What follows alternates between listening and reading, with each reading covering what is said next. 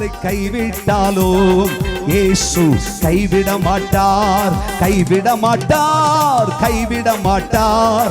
இயேசு கைவிடவே மாட்டார். தேவனுடைய பிள்ளை, கைவிட்ட நிலை, இந்த பூமியில் இருக்கிற மனுஷனுடைய பாச பரிவுகள் எல்லாம் நம்மை விட்டு தூரமாகும் பொழுது நம்முடைய சிந்தை சொல்லுகிறது கைவிட்டார்களே.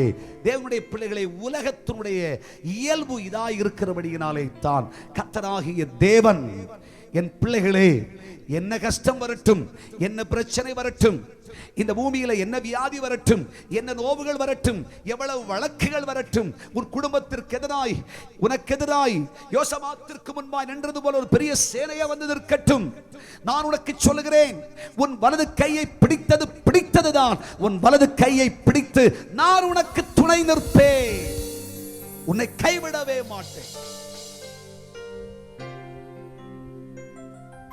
அது எவ்வளவு பெரும் சூழ்நிலையாயிருந்தாலும் சரி, தேவனுடைய பிள்ளைகளே, இன்றைக்கு எந்த நிலையிலே மனமுடைந்து கர்த்தருடைய சமூகத்தில் ஆராதித்துக் கொண்டிருக்கிறீர்கள்?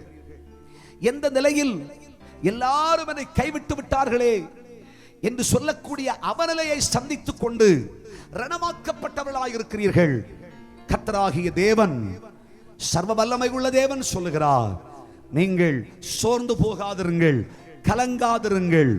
உன் வலது கையை நான் பிடித்திருக்கிறேன், உன் வலது கையை நான் பிடிச்சிருக்கிறேன். ஒருவேளை உன் காலடிகள் சறுக்குமானால் நீ கீழே விழுவதில்லை. என் கரம் உன்னை பிடித்திருக்கிறது, நான் உன்னை கைவிடவே மாட்டேன். ஒருவேளை அமிழ்ந்து போகத்தக்க நிலை உருவாகுமானால் உன் கையை நான் பிடித்திருக்கிறேன், நீ அமிழ்ந்து போவதில்லை. நான் கைவிடாத தெய்வம். ஒருவேளை நம்முடைய வாழ்க்கையில் எல்லாம் முடிந்ததென்று முற்று பெற்ற ஒரு நிலை நமக்கு வந்திருக்கலாம். கர்த்தருடைய பிள்ளையே, கர்த்தருடைய ஆவியானவர் சொல்லுகிறார், கலங்காதே, கலங்காதே, உன் கைகளை நான் பிடித்திருக்கிறேன், முற்றும் முடிய உன்னை நடத்துவதற்கு நான் வல்லமை உள்ள கர்த்தர் என்று கர்த்தர் வாக்கு கொடுக்கிறார். நம் வலம் கையை பிடித்தவர், அவர் கைவிடாத தேவன். கைகளை தட்டி கர்த்தரை மகிமைப்படுத்தும்.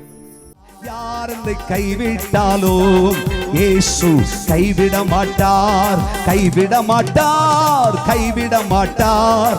இயேசு கைவிடவே மாட்டார்.